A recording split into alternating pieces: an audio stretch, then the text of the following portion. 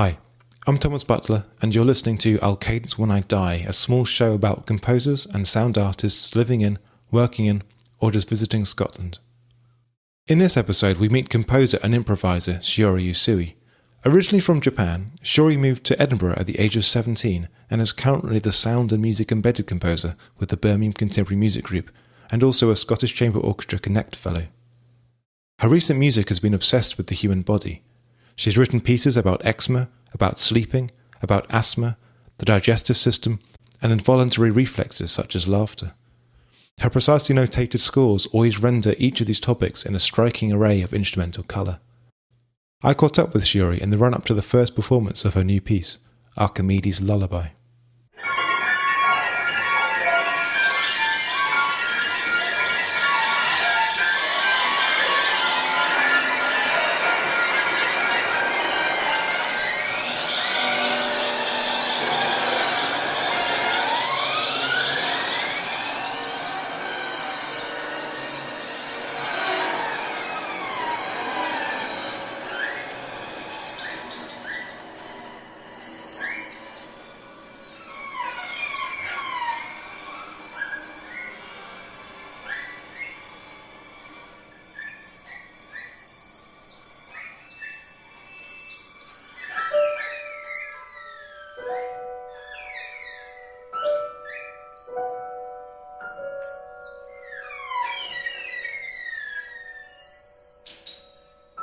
Hello, my name is Shiori Usui.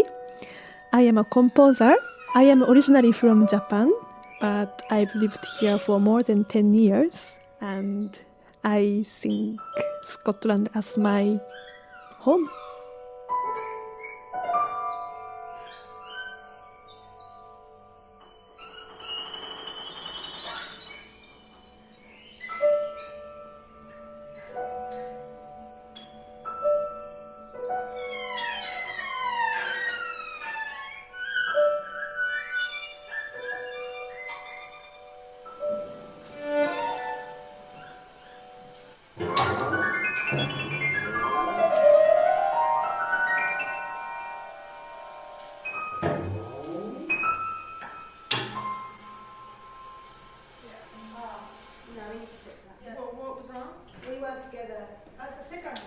So today we are rehearsing my music called Archimedes Lullaby with artisan trio.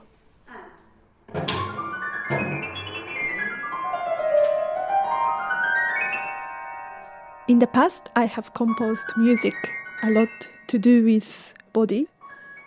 For example, I have composed the music to do with scratching body, music with digestion, music about people's laughter, and so on.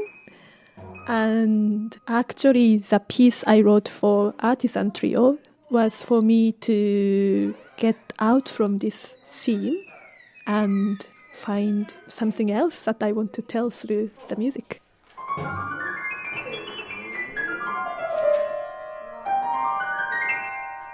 So in this piece, there are three main performers, artisan trio, Clea on cello, Ashley on violin, and Slav on piano. And I myself play both under the piano and also inside the piano. And then there is a sound projectionist, Owen, helping me with projecting fixed audio media.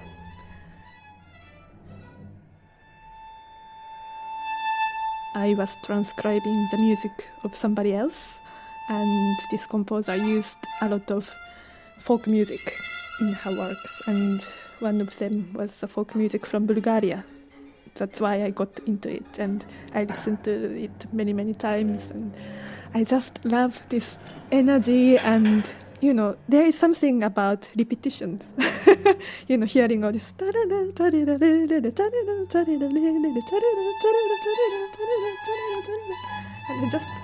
I just love that.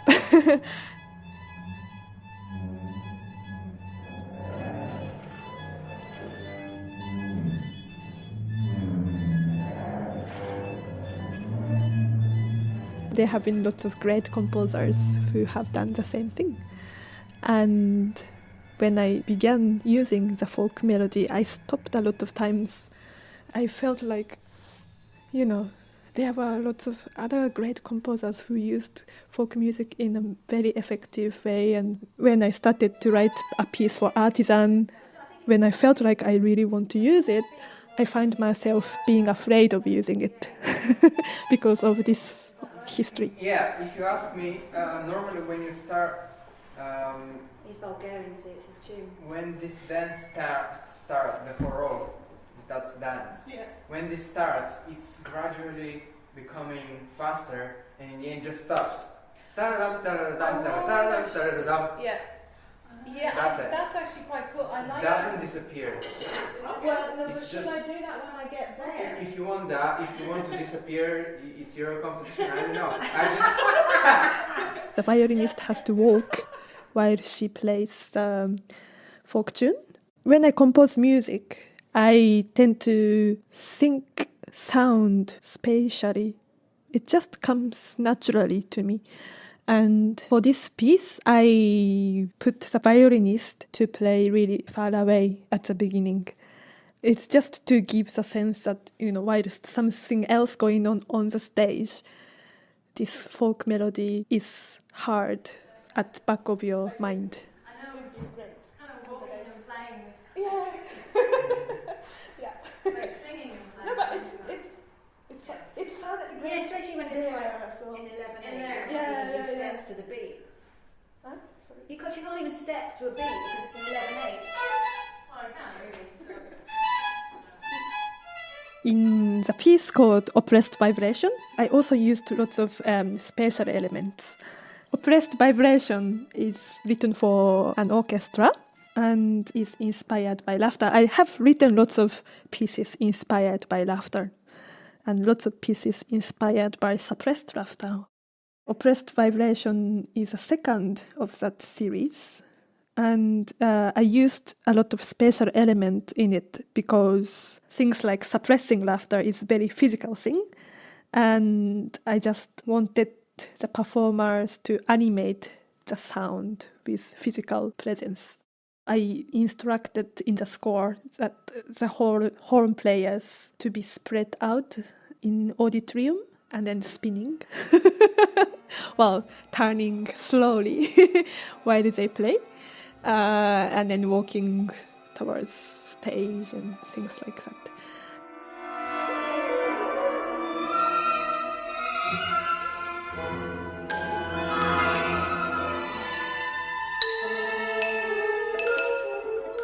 Somehow I was listening to an electroacoustic music in a concert, and it was about a totally different thing, but it made me remind of laughter.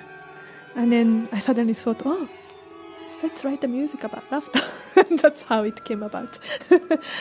And also, I saw these sculptures in Austria, in Vienna, maybe 17th century sculptures. But each figure does such a strange face, I don't know how to describe that with words, but it looked to me as if they were about to laugh.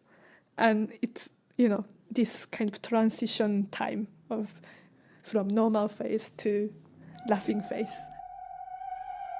You have this sound of suppressing your laughter, but a pitch comes out inevitably. So I used, for example, horn to portray that pitch, really squeaky high pitch of the brass.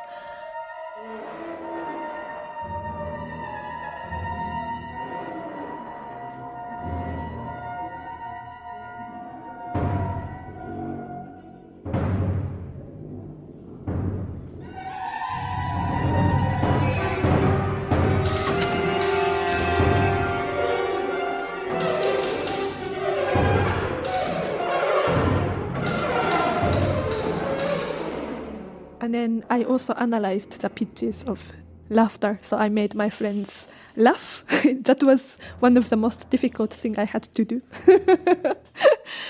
And then analyzed the laughter. I did spectral analysis and then used that as harmonic elements of the piece.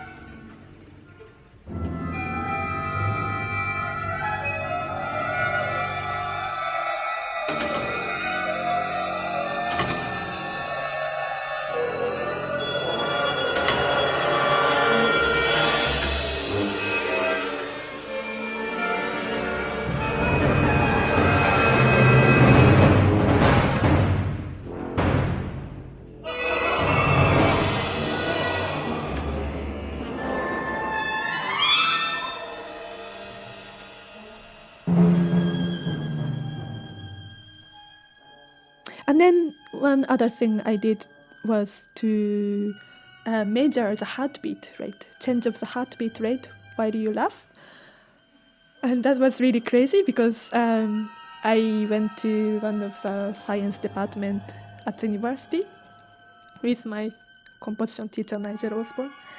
And we both laughed continuously for a very long time in order to get the satisfactory result of the heartbeat rate change. That was a bit artificial, but our laughter became genuine at the end because it was so strange situation.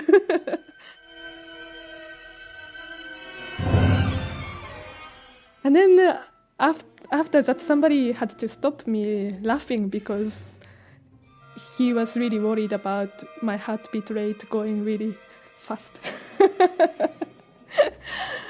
But I used that kind of heartbeat rate change for the inspiration of tempo changes throughout the piece.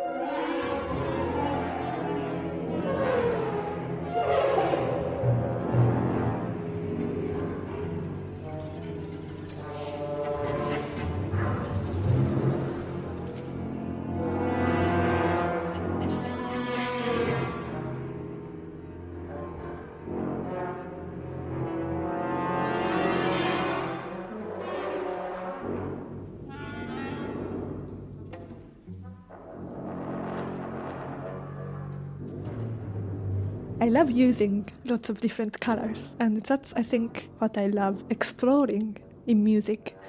Most of the time I have some ideas that I want to investigate, like, say, laughter. And once I have that, it's been often the case that the instruments that I'm writing for had been decided because it was for the commission or whatever the situation it was. So the forces of the instruments have been already decided, and I have an idea, and then I just go experiment with the instruments or with the players who plays the instruments. And I do both most of the time, like doing it by myself and going to ask questions to an expert. Yeah, my name's Clea Friend. I'm the cellist in the Artisan Trio. And in this piece written by Shiori, there are a lot of extended techniques which we kind of created together because we did some improvisation and talked a little bit about what the piece was and where Shiori got her ideas from. One of the things that I've never done before was this, where I wind the C string down as I'm playing it.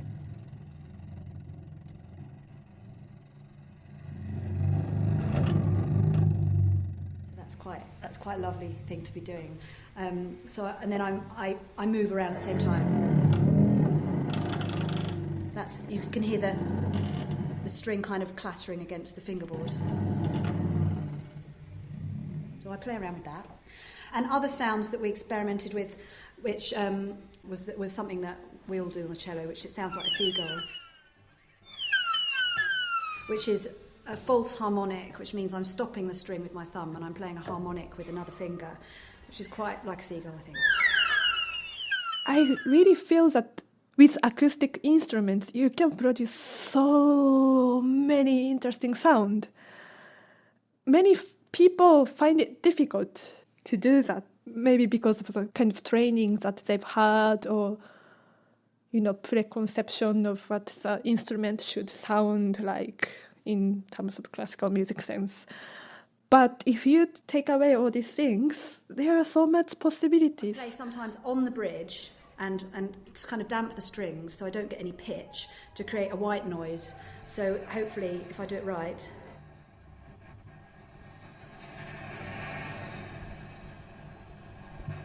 But it's kind of almost wind-like, but it's very quiet. Another thing which we discovered together with Aisling, the violinist, was On the bow, there's a little bit of metal wired around it quite near the heel of the bow. And if you drag it slowly across the string, if you just slowly enough, you get a sort of metallic kind of insect sound. So we're using that as well, which is quite sweet. It sounds better on the violin, actually. Yeah. Is that better? Actually, the slower pull as well. Yeah, that's better. Yeah. And do you want them sounding all the same or different? Ooh. That's actually better, isn't it? Sometimes it's a look at the draw as to how it's going to sound. So I composed a piece called Indigestion for a group of musicians called A Far Cry. They are a really energetic and wonderful group of musicians. They are a string orchestra without a conductor. I used my brother's violin, and because I'm not a string player, I don't have this kind of restriction in a way of how I should play violin. And in this case, I hope it worked in a positive way. So I just used violin in many different ways in order to get the kind of sound that I was looking for.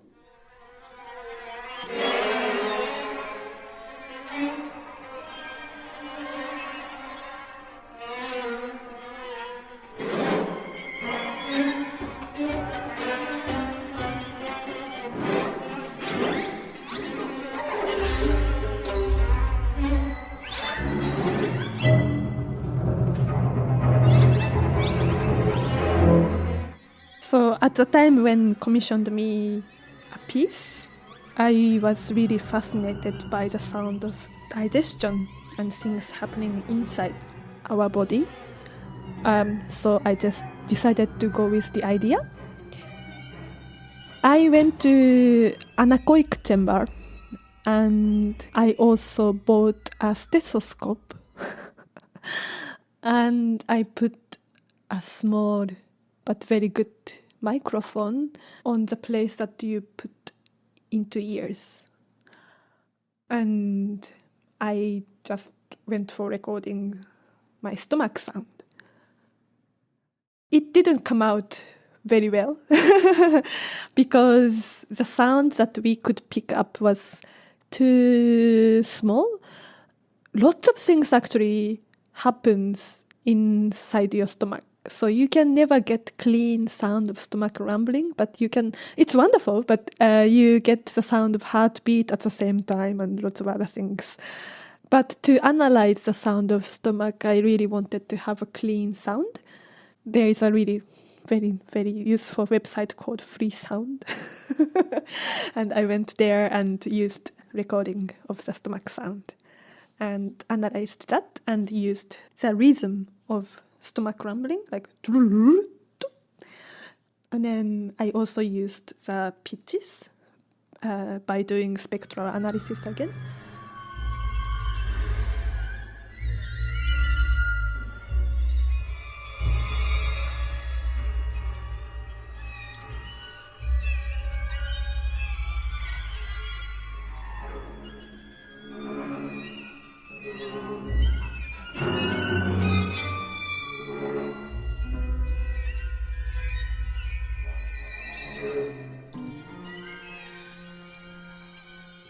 And I also thought about what is the beginning of digestion, because during the process I discovered that cooking is also a process of digestion. It's a beginning, and then eating with your teeth.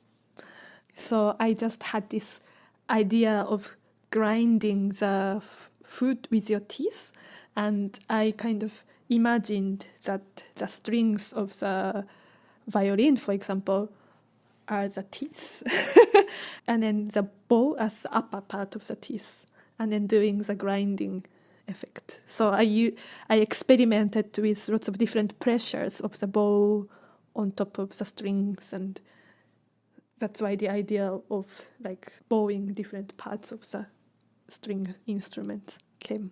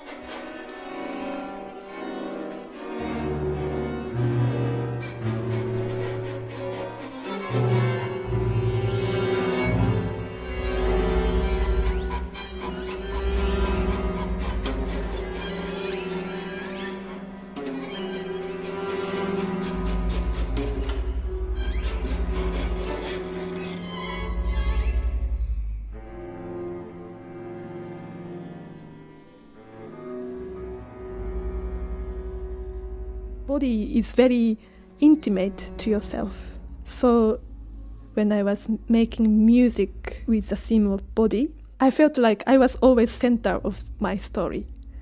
And after reading the poem Archimedes Lullaby, written by an American poet and a friend, Trudy, I felt like I don't have to be always the center of the story. I felt as if I was standing in this like really vast stream of time. And I felt like, there were so many people before me creating things and thinking about things, and then there will be many, many people after me who do the similar things. And I felt as if I was a part of this long, continuous flow.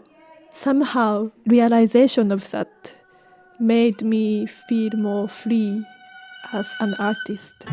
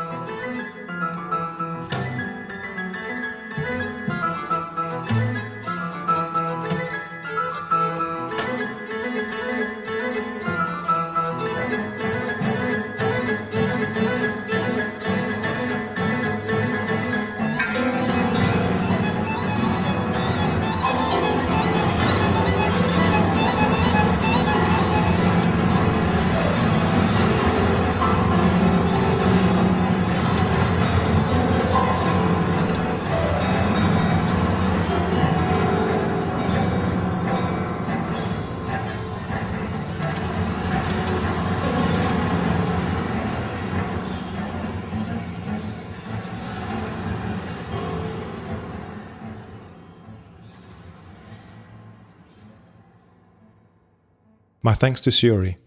Thanks also to the Artisan Trio for allowing us to eavesdrop on their rehearsal of Archimedes Lullaby.